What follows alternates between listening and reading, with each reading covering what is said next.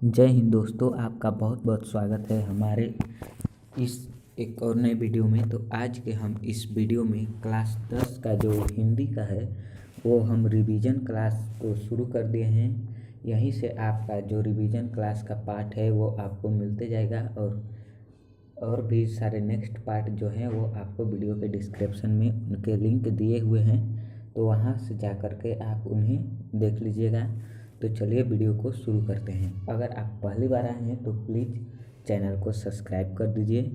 तो वीडियो को यहाँ से शुरू करते हैं। तो यहाँ पर देखिए, पहला जो है सवाल दिया हुआ है कि ब्रेन डंगवाल को किस कृति के लिए साहित्य अकादमी पुरस्कार मिला है। यानी जो ब्रेन डगवाल है उन्हें किस कृति के लिए साहित्य अकादमी पुरस्कार मिला। ऑप्शन में दिए गए हैं उर्वशी दृष्ट चक्र में सृष्टा, पहला पुस्तिका या कवि ने कहा। तो जो ब्रेन डंगवाल को कृति में साहित्य अकादमी पुरस्कार मिला है वह दृष्ट चक्र में सृष्टा, option number B right answer है। यहाँ पर अगला प्रश्न दिया है कि परदेश की विद्या पढ़ने का क्या परिणाम हुआ। यानी जब लोग प्रदेश की विद्या को पढ़ने लगे तो उनका क्या परिणाम हुआ। ऑप्शन में दिए गए हैं सबका बुद्धि भारतीय हो गई, सबकी बुद्धि विदेशी हो गई, सबकी बुद्धि आध्यात्मिक हो गई या उपयुक्त में से सभी। तो जब परदेशी की विद्या पढ़ने लगे लोग तो उन सब की विद्या जो है बुद्धि जो है वह विदेशी हो गई, यानी खान पान रहन सहन वो सभी विदेशी के अपनाने लगे और अपने देश से नफरत यानी घिनौना टाइप का जो है हरकत करने लगे कि ये देश गंदा है, ये वो गलत अपने देश के बारे में सोच उत्पन्न करने लगे और सबकी जो है विदेशी जैसी वह वेशभूषा सब अपनाने लगे। इसलिए इसका सही आंसर है ऑप्शन नंबर बी, सबकी बुद्धि विदेशी हो गई। यानी विद्या जो परदेश की विद्या जो पढ़ने वाले लोग थे उनकी जो बुद्धि थी वह विदेशी हो गई। अगला प्रश्न अगला प्रश्न दिया है कि नगर कहानी किस लेखक द्वारा रचित है। यानी नगर कहानी को किस लेखक ने लिखा है। ऑप्शन ए में दिया है ईश्वर पाटलिकर, सातकोड़ी होता, सुजाता या श्रीनिवास। तो नगर कहानी को जो लिखने वाले हैं लेखक उनका नाम है Sujata, option number C right answer है। अगला प्रश्न यहाँ पर दिया है कि लेखक के अनुसार मनुष्य के नाखून किसके जीवंत प्रतीक है। यानी जो हमारे नाखून होते हैं वह किसके प्रतीक है। ऑप्शन में दिए हैं मनुष्यता के, सभ्यता के, पार्श्विक वृत्ति के या सौंदर्य के। तो जो हमारे नाखून है वो पार्श्विक वृत्ति के जो है प्रतीक हैं। इसका आंसर सही है ऑप्शन नंबर सी। लेखक के अनुसार जो नाखून होते हैं वो हमारे पार्श्विक वृत्ति के जीवंत प्रतीक हैं। अगला प्रश्न देखें तो यहाँ पर अगला प्रश्न दिया है कि हजारी प्रसाद द्विवेदी जी का जन्म कब हुआ। यानी हजारी प्रसाद द्विवेदी जी का जन्म जो है वह कब हुआ था।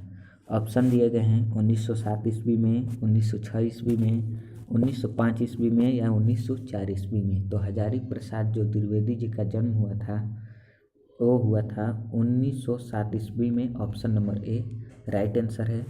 अगला प्रश्न यहाँ पर दिया है कि रहीरास किनकी रचना है। यानी रहीरास को किस लेखक द्वारा लिखा गया है। गुरु गोविंद सिंह, गुरु नानक, घनानंद या धनानंद। यानी गुरु गोविंद सिंह, गुरु नानक या धनानंद। तो गुरु नानक द्वारा रहीदास जो है लिखा गया है, option number B right answer है। अगला प्रश्न यहाँ पर दिया है कि लक्ष्मी के बड़े पुत्र का क्या नाम था। यानी जो लक्ष्मी थी उसके बड़े पुत्र का नाम क्या है। लक्ष्मण, शंकर, गुणनिधि या अच्युत। तो लक्ष्मी के बड़े पुत्र का नाम था अच्युत और लक्ष्मी के पति का नाम था लक्ष्मण। लक्ष्मण जो है वह कलकत्ता में नौकरी करने के लिए गया था। तो यहाँ पर ऑप्शन में क्वेश्चन पूछा गया है कि लक्ष्मी के बड़े पुत्र का नाम तो अच्युत था, option number D right answer है।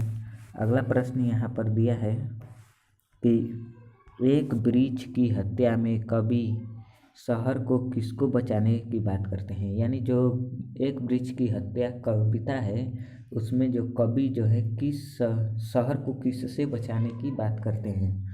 लुटेरों से, देश के दुश्मनों से, या नादिरों से, या इनमें से कोई नहीं। तो जो शहर की बचाने की बात होती है वह कहते हैं नादिरों से बचाना है। Option number C right answer है। अगला प्रश्न यहाँ पर दिया है कि गांधी जी का दक्षिण अफ्रीका प्रवास कब से कब तक था। यानी दक्षिण अफ्रीका में गांधी जी कब से कब तक रहे। ऑप्शन ए में दिया है 1893 ईस्वी से 1914 ईस्वी तक, 1892 ईस्वी से 1943, यहाँ पर 43 होगा लेकिन यहाँ पर गलती से लिखा गया है, यहाँ पर 3 नहीं होगा अंत में। 1892 से लेकर के 1914 यानी 43 ईस्वी तक, और सी में दिया है 1994 से लेकर 1914 ईस्वी तक, और डी में दिया है 1993 ईस्वी से लेकर के 1913 ईस्वी तक। तो जो गांधी जी का अफ्रीका प्रवाह जो है वो जो है 1893 ईस्वी से लेकर 1914 ईस्वी तक है। Option number A right answer है। यानी गांधी जी दक्षिण अफ्रीका में 1893 ईस्वी से लेकर के 1914 ईस्वी तक रहे हैं। अगला प्रश्न यहाँ पर दिया है, कि जब पंडित बिरजू महाराज को संगीत नाटक अकादमी पुरस्कार मिला तो उनकी उम्र क्या थी। यानी जब पंडित बिरजू महाराज को अकादमी पुरस्कार मिला तो उनकी जो है उम्र क्या थी। 27 वर्ष, 26 वर्ष, 25 वर्ष या 24 वर्ष। तो उनकी उम्र थी 27 वर्ष। Option number A right answer है। अगला प्रश्न यहाँ पर दिया है कि कवि ने माली मालिन किन्हें कहा है। यानी जो कवि हैं उन्होंने माली और मालिन किनको कहा है। ऑप्शन ए में दिया है शंकर पार्वती, गणेश लक्ष्मी, राधा कृष्णा और राम सीता। तो कवि जो है माली और मालिन श्री कृष्ण, राधा और कृष्ण को कहे हैं। Option number C right answer है। अगला प्रश्न यहाँ पर दिया है कि मंगू के अलावा उसकी माँ की कितने संतानें थीं। जो मंगू थी उसको छोड़ करके और कितने उसके माँ की संतानें थी। 2, 3, 4 या 1। तो मंगू को छोड़ करके उसके माँ की पूरे संतानों की संख्या जो थी वह थी 3, और मंगू को लेकर के पूरे संतान हो गए थे 4। Option number C B right answer है। 2 लड़के और 2 लड़की। बड़ी बहन का नाम था कम्मू और छोटी जो बहन थी उसकी नाम था मंगू। अगला प्रश्न यहाँ पर दिया है, कि अज्ञे का जन्म कब हुआ। यानी अज्ञे का जन्म कब हुआ। 1910 में, 1911 में, 1912 में या 1913 में। तो अज्ञे का जन्म हुआ था 1910 में। Option number A right answer है। 1911 में होगा। अगला प्रश्न यहाँ पर दिया है कि दिनकर किस कृति के लिए ज्ञानपीठ पुरस्कार मिला। यानी किस कृति के लिए दिनकर जी को ज्ञानपीठ पुरस्कार प्राप्त हुआ। यहाँ पर ऑप्शन दिए गए हैं रसीम रथी, संस्कृत के 4 अध्याय, उर्वशी या रेणुका। तो जो दिनकर थे उन्हें उर्वशी के लिए ज्ञानपीठ पुरस्कार मिला। Option number C right answer है। यहाँ पर अगला प्रश्न दिया है कि नौबत खाने में इबादत, यानी जो नौबत खाने में इबादत साहित्य की कौन सी विद्या है। निबंध है या कहानी है या साक्षात्कार है या व्यक्ति चित्र है। तो जो नौबत खाने में इबादत है वह एक प्रकार का व्यक्ति चित्र है। Option number D right answer है। अगला प्रश्न यहाँ पर देखें तो अगला प्रश्न दिया है कि पंडित बिरजू महाराज लखनऊ घराने की किस पीढ़ी के कलाकार थे। यानी जो पंडित बिरजू महाराज थे वह लखनऊ घराने के किस पीढ़ी के कलाकार थे। 6ठी पीढ़ी, 7वीं पीढ़ी, 9वीं पीढ़ी या 8वीं पीढ़ी। तो जो पंडित बिरजू महाराज थे वह लखनऊ के 7वीं पीढ़ी घराने के कलाकार थे। Option number B right answer है। अगला प्रश्न यहाँ पर दिया है। अगला प्रश्न दिया है कि सीता के बेटों ने सीता को कितने रुपए माहवारी खर्च देने की निर्णय किया।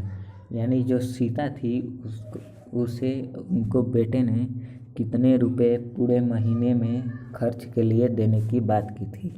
50 रुपये, 75 रुपये, 100 रुपये या 60 रुपये। तो तीनों लड़कों ने 50-50 रुपये देने की बात की थी। Option number A right answer है।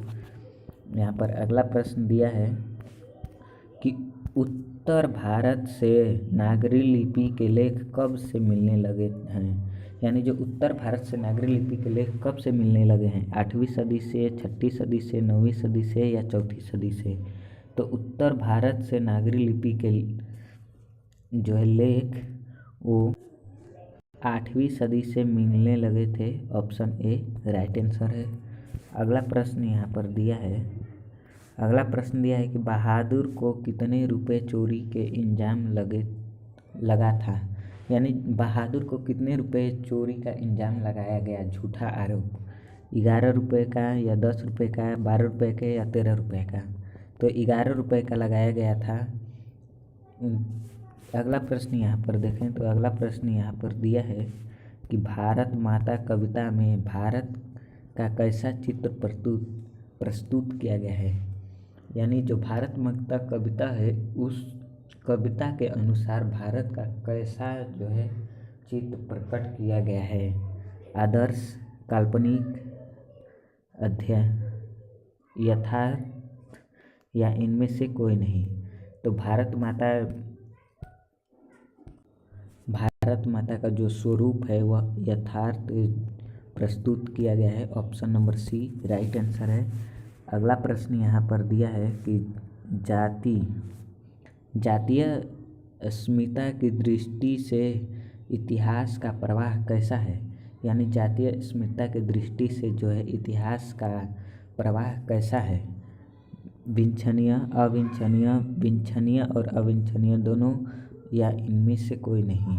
तो इसका सही आंसर है विंछनीय और अविंछनीय दोनों। Option number C right answer है। अगला प्रश्न यहाँ पर दिया है। अगला प्रश्न दिया है कि लेखक के घर में मछली कौन खाता था। यानी लेखक के घर में जो है मछली का खाने का शौकीन कौन था। लेखक, पिता, माता या बहन। तो लेखक के घर में जो मछली खाने का शौकीन था वो था पिता। Option number B right answer है। अगला प्रश्न आज के वीडियो में बस इतने ही। और आपको नेक्स्ट पार्ट जो है इस वीडियो के डिस्क्रिप्शन में उसका लिंक मिल जाएगा, तो वहाँ पर जा कर के उस वीडियो को देख लीजिएगा। तब तक के लिए अगले वीडियो में मिलते हैं। जय हिंद, जय भारत। और एक और बात कि अगर आप हमारे चैनल पर पहली बार आए हैं तो चैनल को ज़रूर सब्सक्राइब कर दें, वीडियो लाइक कर दें। धन्यवाद।